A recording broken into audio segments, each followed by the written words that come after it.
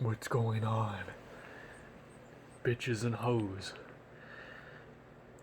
Another jobless episode. Back at you. So, I wanted to talk about a little more than just being jobless today. Uh, I'm still jobless. Duh.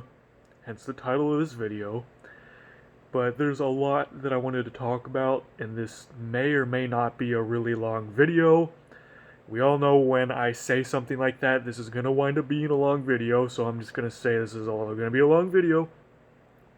Anyway, if you don't recall the older videos I made of me basically talking to one of my best friends, my childhood friends slash roommate, I don't normally do roommates. I've talked about this in videos on older channels. I haven't made videos on my old channels in a long time. I've abandoned those channels. But I'll just recap on what I've talked about on previous videos. I don't do roommates. I have never liked roommates. So I've never known anyone that I would trust enough to live with, because everyone I've known is a literal man-child. What I mean by that is that they are my age, they're in their 20s, they're a full-fledged adult, and they act like a child. For example, one of my high school friends who lives in Florida, he's on disability. He can't drive. He doesn't have I don't even think he has a driver's license, and he's about my age. He, yeah, and he makes enough to pay his part of the rent with his parents, but I don't know.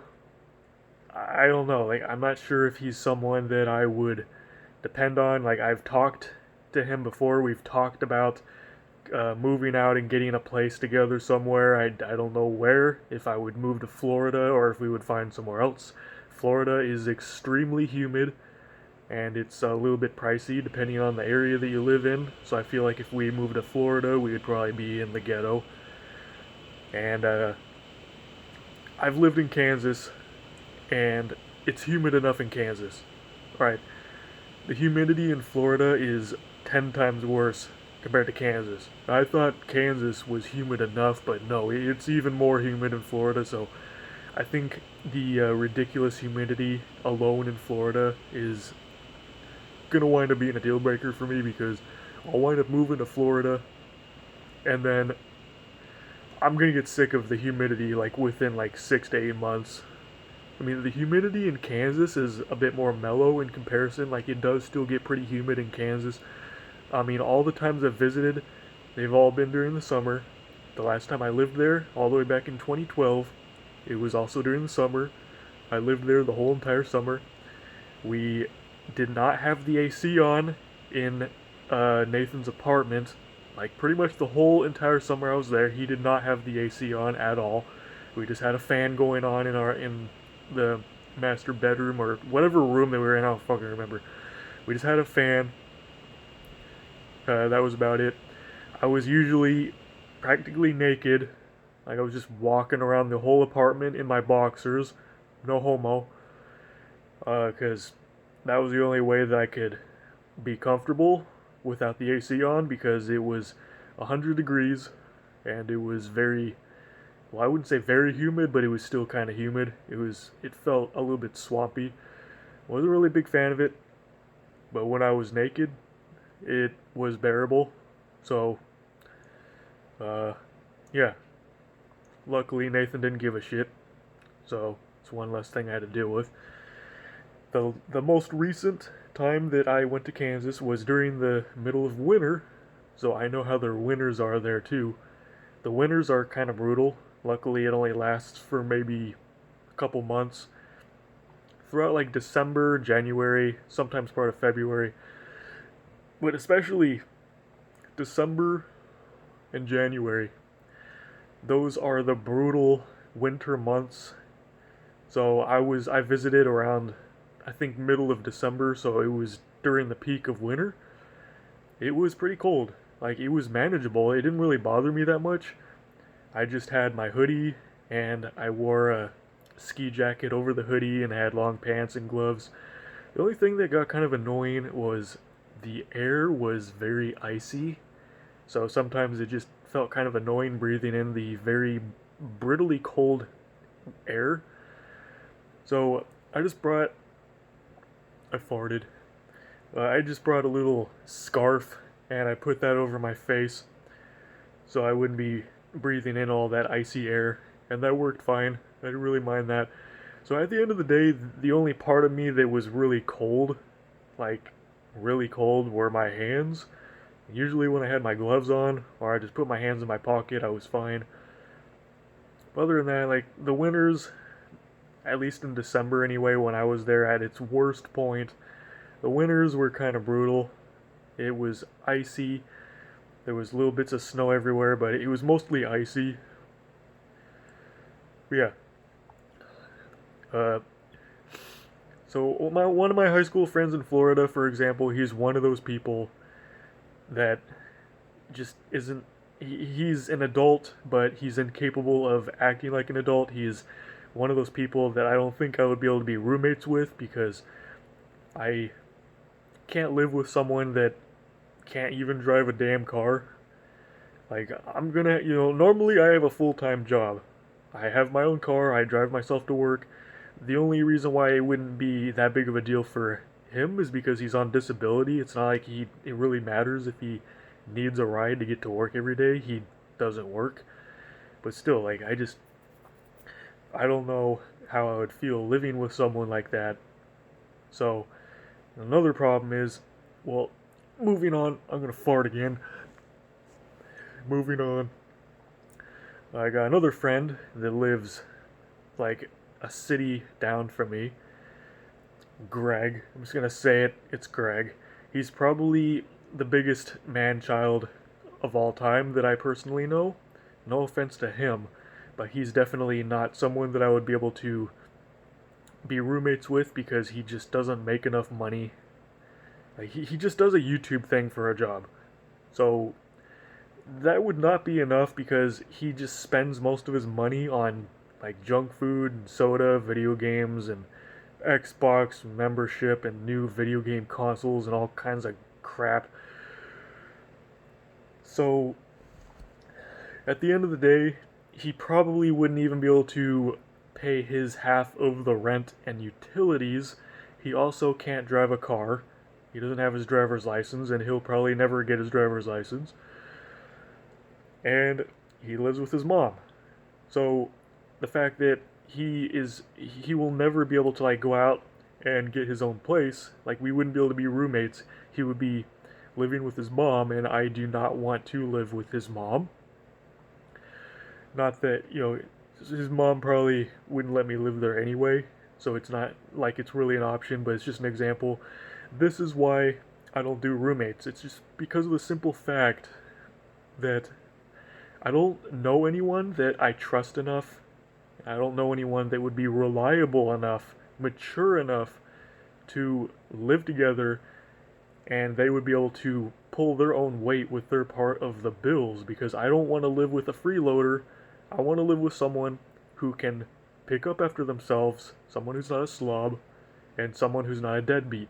If I'm going to live with someone, I would expect them to pay their part of the bills at the very, very least. I don't know anyone that would be capable of doing that. So that's what me and Nathan have basically been talking about. We've been planning this since pretty much the beginning of the pandemic. I wanted to move out with Nathan. However, like right before the pandemic started, my health problems were getting extremely bad to the point of where I couldn't even work anymore. So I took a couple months off and started wasting all my savings to pay the bills. So at that time, like, I wanted to move out. I wanted to be roommates with Nathan because he's the only person that's reliable that I would actually trust enough to live with. But unfortunately at the time I was feeling too shitty to even do anything, so there's no way at that given time that I was going to be making any major changes in my life until I figured out what was wrong with me first. So after I figured out what was wrong with me, literally the next month, the WHO announces a global pandemic, and I'm like, are you fucking kidding me? Because I already knew that that was going on.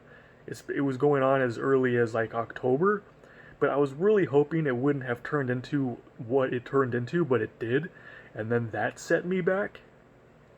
So basically, after that, all the way up until now, I've been jobless, and it has put my whole entire life on hold. Like, my life was already on hold for a few months because I was dealing with my health problems, my stupid gut problems that was killing me pretty much. Whenever I got that out of the way and I got that more under control, and now I'm back to being able to like be more normal and go back to doing just everyday things and working and all that. Now we have to deal with this stupid pandemic. Woohoo! Yay! So basically, it's just had to put my life on hold. My whole life has been on hold for the past year.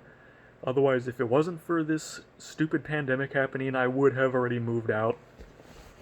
I would probably already be living with Nathan, because basically during this past year now, we've been talking about it on and off about us finally living together, and that's what we were doing earlier.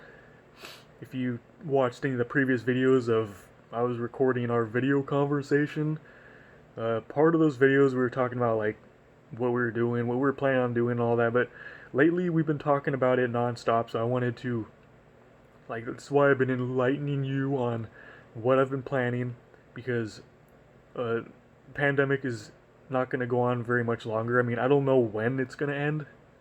I really don't know. I'm taking it day by day. However, whenever I feel like it's going to be appropriate to where, like, I can go out and be around a couple people, because I don't normally ever go around large crowds of people. The only time I ever go around people is when I go to the grocery store, and I'm always wearing a mask and a face shield and all that anyway, because I'm not chancing it. And that's what I like about Nathan as well. Like, he's not going to chance it either. He doesn't go anywhere. Like, every time he goes out, he wears a mask. He just, like, he'll just go to the store every now and then. That's really the only time that he'll go out and be around other people. Otherwise, it's just Nathan. Like, he just goes to work. He just works by himself, and he hangs out with his girlfriend. I mean, that's really all he does. So he hardly ever hangs out with anyone. I don't either.